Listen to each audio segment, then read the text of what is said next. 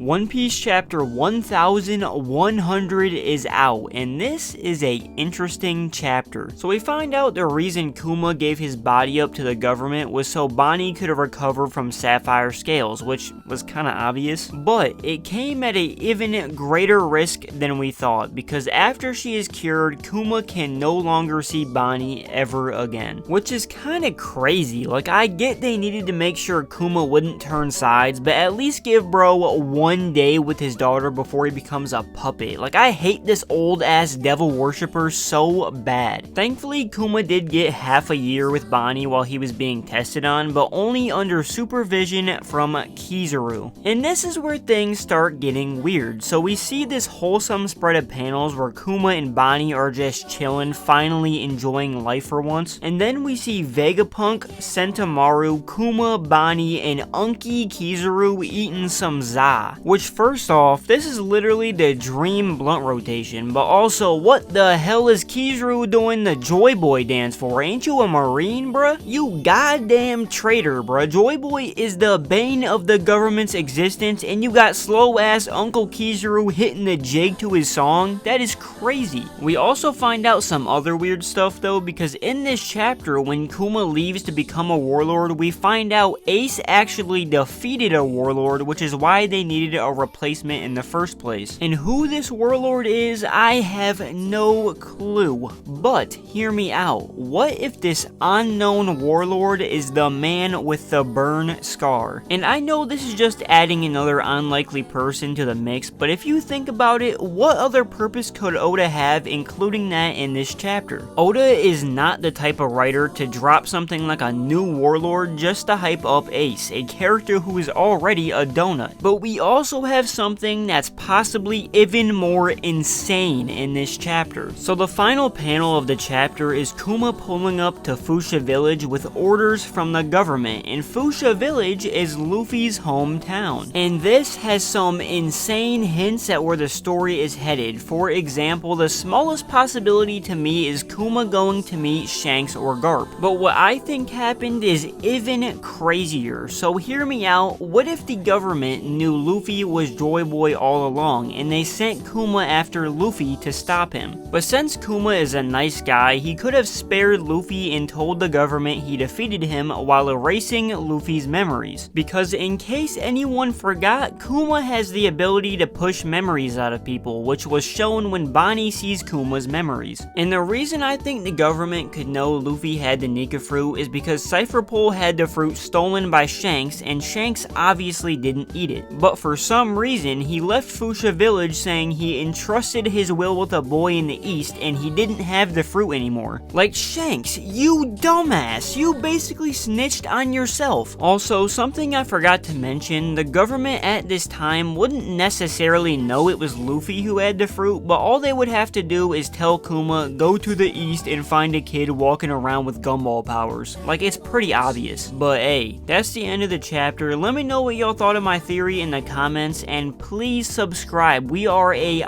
ball hair away from 500 subscribers. Anyway, like the vid, so appreciate y'all. Deuces.